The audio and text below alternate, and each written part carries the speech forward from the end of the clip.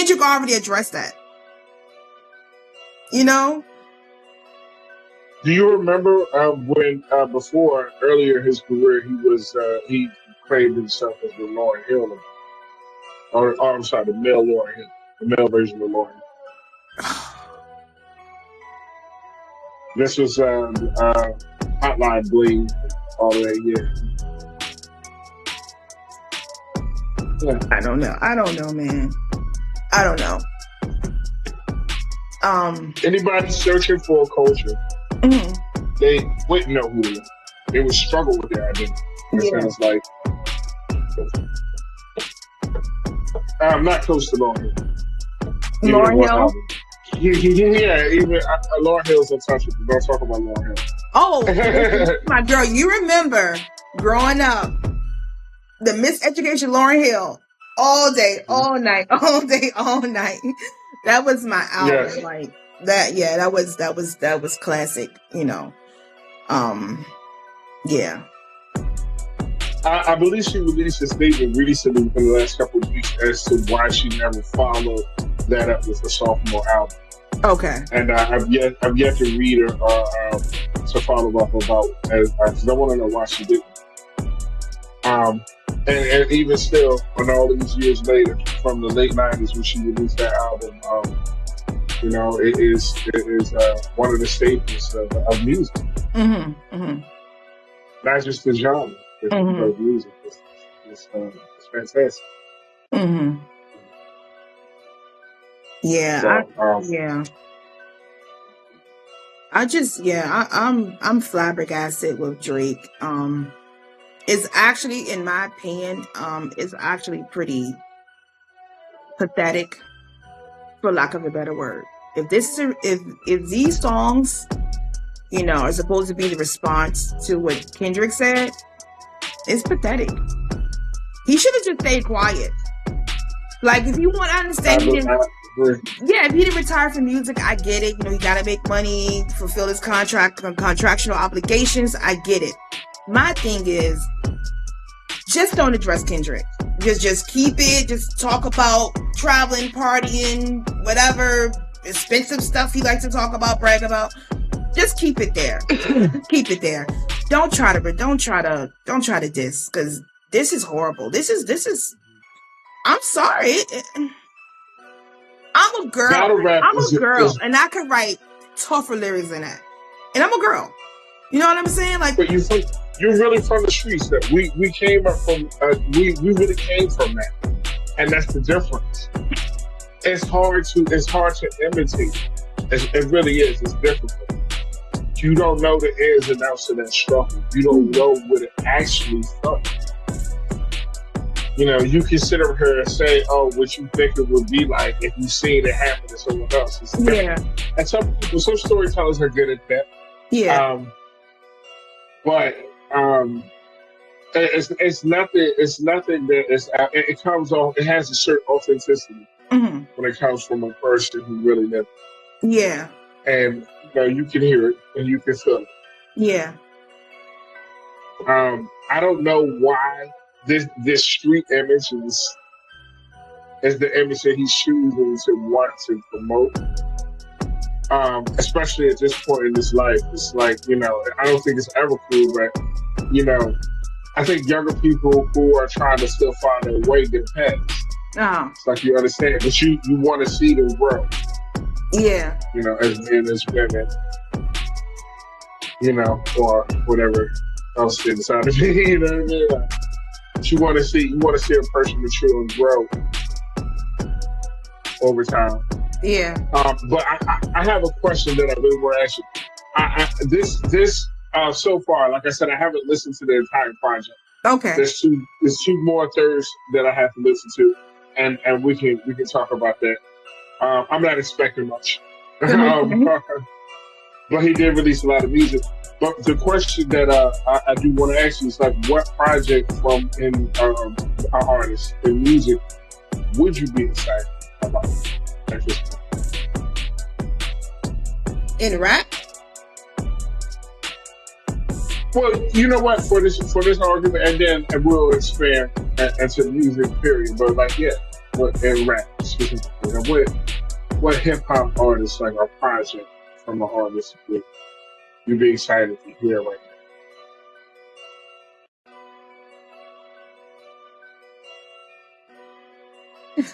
You have me stumped. I'm trying to think. I'm like, now? It's a good question. very good question. Um, I'll answer first, and I give you a time to think of something because yeah. my answer is going to be really typical considering where we're from and everything like that. But I really want to hear follow up to the Clips album. I Okay. really want to hear follow up project to that. Okay. Um, I think that's the best thing in hip hop right now is Yeah. Yeah. Clip. Madison and Pusha T. Um, I'm trying to think. I like Schoolboy Q. He's alright. Yeah, I like him. Yeah. I like Baby King. Like he had an album Casino. It's a good album. Just came out, Baby King. That's my attempt at trying to be young. Because I'm so old school. I'll be like, when Tupac came out with an album. I would love to hear that. I know. It's a shame. That's Yeah. our go-to. So, and we know, unfortunately, Tupac, rest his soul. But so I'm trying to be like hip. So like Lil Wayne, I think Lil Wayne is a good. He's good with the similes. He's good with the flow. Like Lil Wayne is very talented. Okay, but again, his recent albums have been whack in my opinion. I don't know what's going on, but Lil Wayne is another artist that's talented, but he's staying stuck in a certain position in his skills. You know what I mean? I like to see artists that evolve. I like to see anyone evolve. Like if you start off this way, I like to see you progressively get better and better and better, or have variety.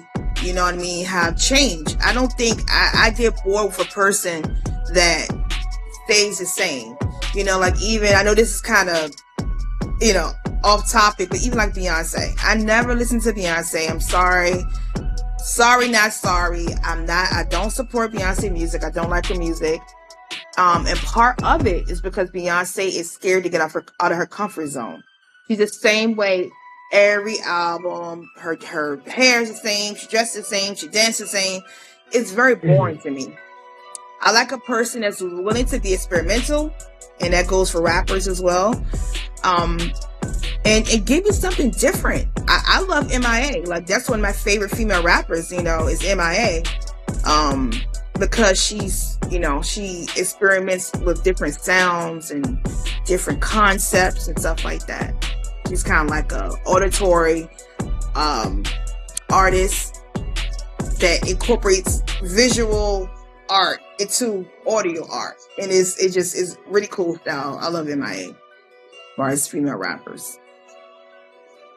I'd sit over here and I'd say I would be excited to hear a project from Wayne. I was disappointed in the Carter Six. Okay. The Carter Six sounded like a mixtape, Mhm. and I'm not even a really good one. It didn't follow the Carter format to me. It didn't meet the Carter standard. Okay. I'm sure he heard that. A lot of people said that. There was some tracks that was okay. He bought it with his punchlines at times, but it was subpar. But I like to hear what he has to say. I'd really like to hear what Jay-Z has to say. I definitely tuned in. Are you To the serious? Jay-Z project. I would. Jay-Z? I would. I would. I know Come he's on, a come scumbag. on, come on. But I try to sometimes I have a tendency to try to differentiate the music and what I'm listening to, and it's because music in general is stale. It's not a lot going on. So if Jay-Z announced a project like that, it'd be the biggest thing. Be like, everybody be talking. Okay. So I have to listen to it. I'm listening. I have to check out these drinks. Nothing else going on. But these are some of the artists that I would like. Unfortunately, as much as I like Kanye, I wouldn't be. I'm not as excited to hear. I was going to ask you, it's funny you said that. I was going to ask you, how did you feel about Kanye's newest album? I think it's called, what is it, Donda? It's not Donda, is it? What is it? That was Donda with, and he came out with this album. Just like a few weeks ago, I believe. I'll find out something.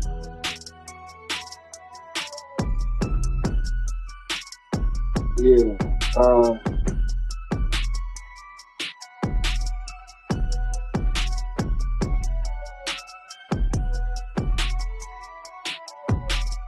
Bully, it was called.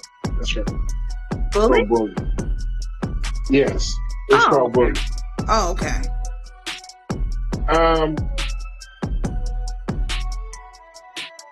I thought the first Donda was like I like the first Donda. The second Donda, was weaker than the first. Bully was. I would go back and listen to it again now, but when I first heard it, it wasn't. Some people were saying that the old Kanye was back. I didn't like it. I don't know what he's going through, but his music it's not as creative as it used to be.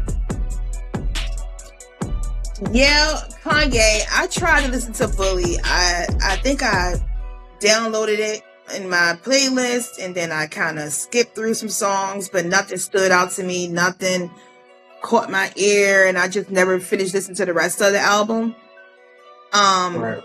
Kanye, and I'll give my opinion about Kanye. This might be a little controversial about my opinion with Kanye. When Kanye first came out, okay, with the college dropout and all this stuff, I was like, this guy cannot rap. Okay? Kanye is not a rapper. He's not a natural. He doesn't have natural skill at being a rapper. I thought that I liked his persona, how he dressed and what he represented, a different aspect to look at young men in our community, FBA men in our community. So I like that aspect of it. I like that he seemed to talk about raw emotion, and he tried to have a positive image.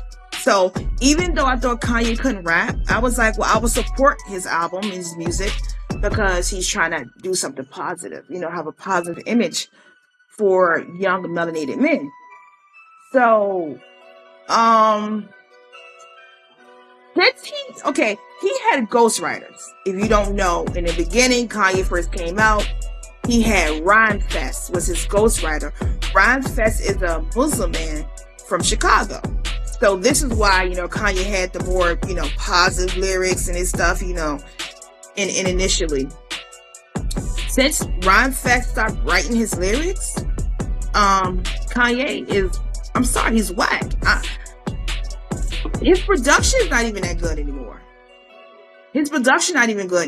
I think Kanye was made. I'm sorry. I think Kanye, maybe I don't know enough about him, but I think he was, he was needed. He was needed at that time, and they invested a lot of money in him. And he had the image of being, a crazy genius, a musical genius. And that was part of his,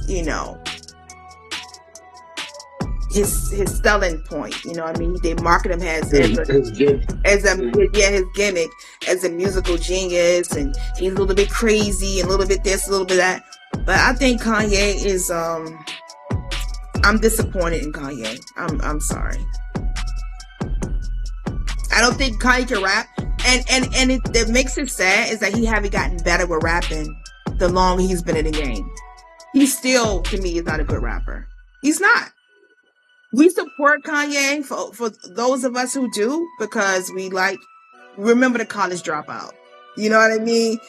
And we remember when he wore the polo And we remember what he said on TV that Bush doesn't like black people. It's things like that. It's like nostalgic reasons and sentimental reasons why we support Kanye.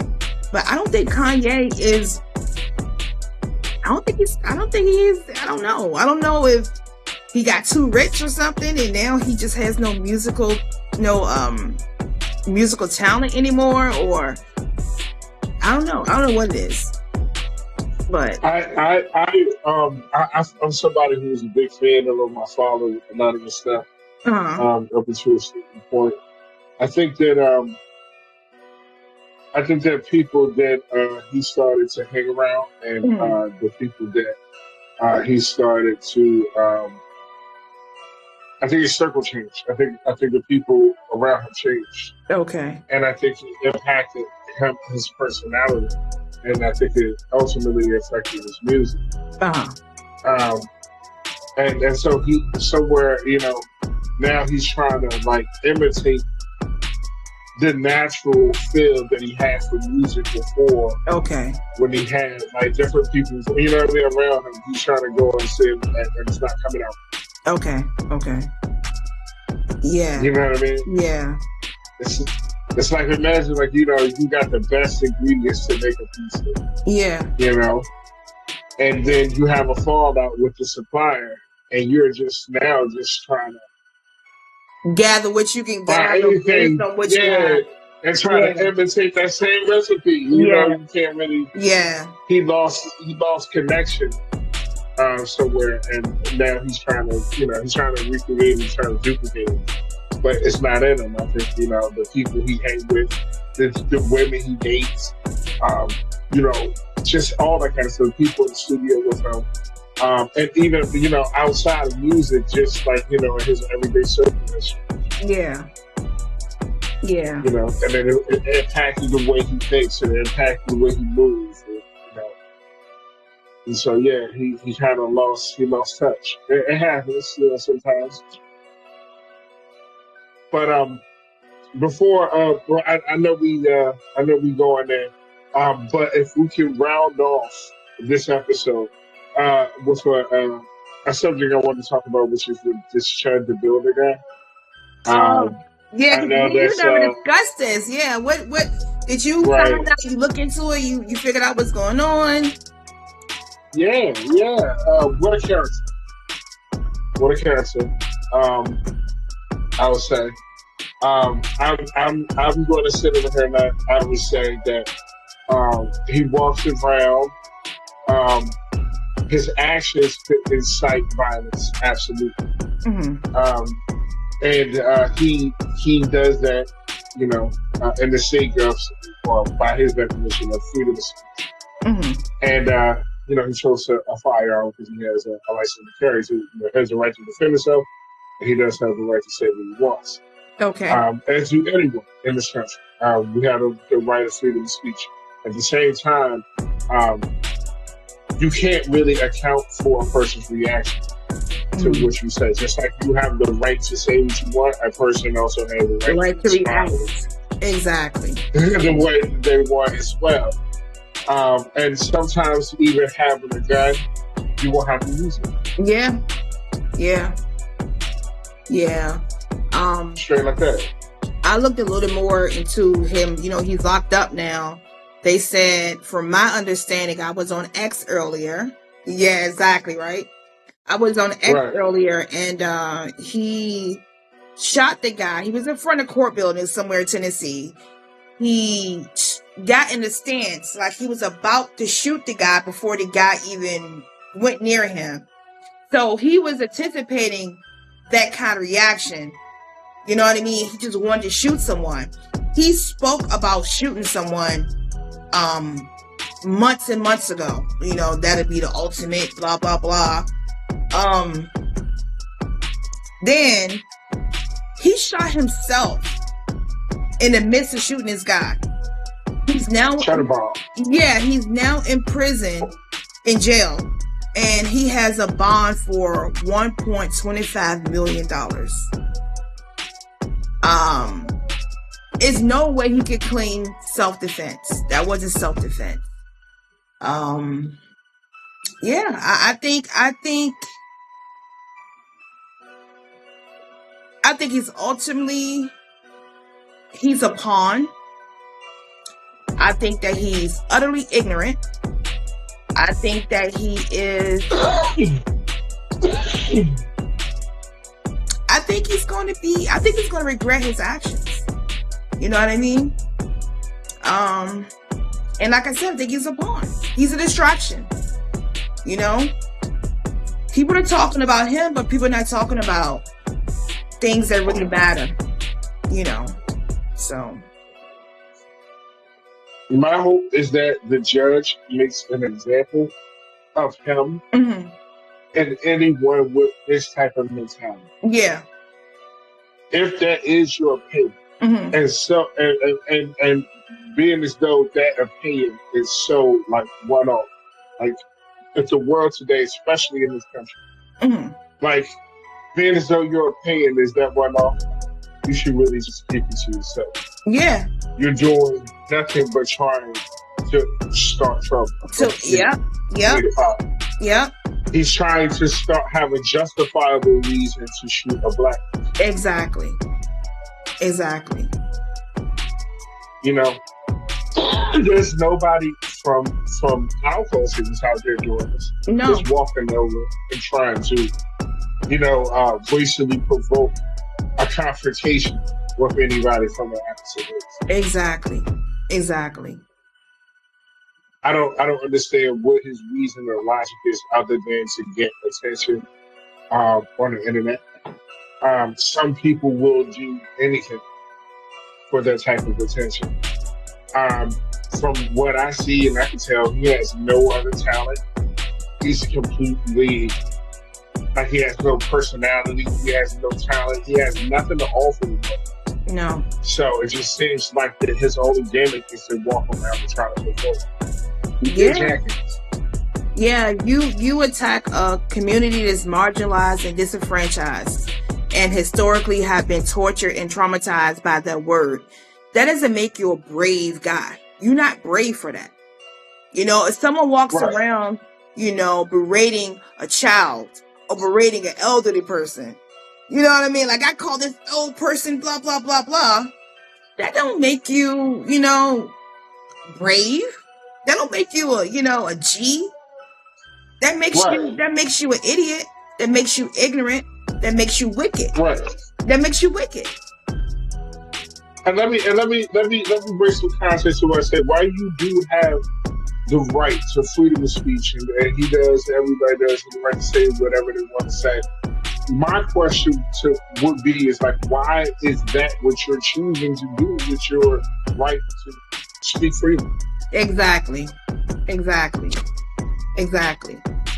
Just like me and you are speaking freely right now, we don't have any kind of malice to us for anybody else. No. But we can still speak freely. Like, we still exercise our right to freedom of speech. Exactly. So it's a deeper rooted issue to this guy, regardless of what he's a racist. There's no other explanation to it. I know, but I have a difference of opinion in that regard. Yes, he is racist, but his racism, I believe, stems from his innate attraction to black men. That's what I believe. I believe that a part of him, he has some kind of kink for black men, and I think it's kind of a homoerotic affinity he has for black men, and I think it comes out in that word. You know what I mean? Because I don't know if you know this part, but it was a lady that was she's a lesbian lady. She's a black lesbian lady, and she said that she would peg him. He was one of her best clients, her client, her most loyal client, where she would peg him. So that kind of, touches on what it really is with him. He has some kind of homoerotic fantasy about black men. That's I couldn't agree more. I think that definitely is a major contributor. because I mean, a lot of those people that they are, it'll come out, their love will come out in the form of hatred. Mm-hmm. And it's really a fetish. Mm-hmm. Like if you remember the movie Django, like I think his name was Calvin Candy, the character Leonardo DiCaprio, Yes, yes. and you know he was like the biggest racist in the movie. He owned a plantation, and he would have black people die in front of him for sport or for fun. Yeah, yeah, yeah, yeah. But he also had a fetish for black women. Yeah, yeah, yeah, So yeah. That kind it comes out like this. Yeah, It kind of me so, right? yeah. That's how that goes. That's how that goes. Yeah. There's a lot of psychology behind racism itself. Is psychology behind racism itself. Because if I truly feel like a person is inferior to me, it's nothing they can do that really affects me like that. It's no way that Chud, the builder, I call him Chum the Scum, it's no way that he could get triggered to the point of wanting to harass random melanated FBA people if he really thought that our community was inferior. It's no way. Right. If something's inferior, you pay no attention. You don't care about it. You know what I mean? You just ignore it. It has no bearing on your life, no bearing on your psychology, no bearing on your mental well-being, nothing. It's irrelevant. So for you to be obsessed to go around just yelling the N-word, it shows psychology behind he's really, really infatuated with the N-words, as he wants to poetically put it. You know what I mean? Right. It is what it is. And the fact that he has nothing but ignorance to perpetuate to the world. Yeah. Because he's talentless. He has no personality.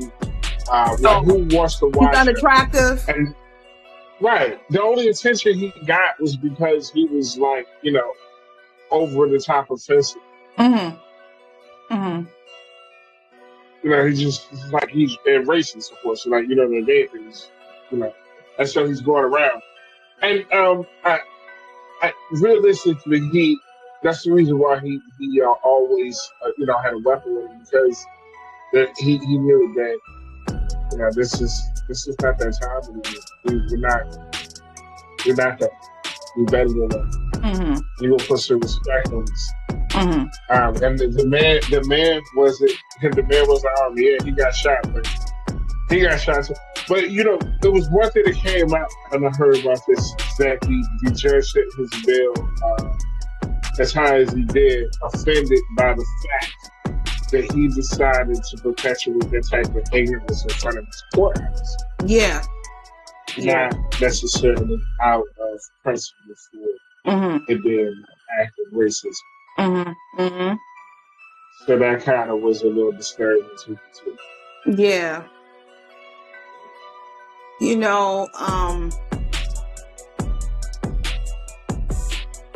Like I was mentioning several days ago, I was having a discussion. People like to perpetuate racism.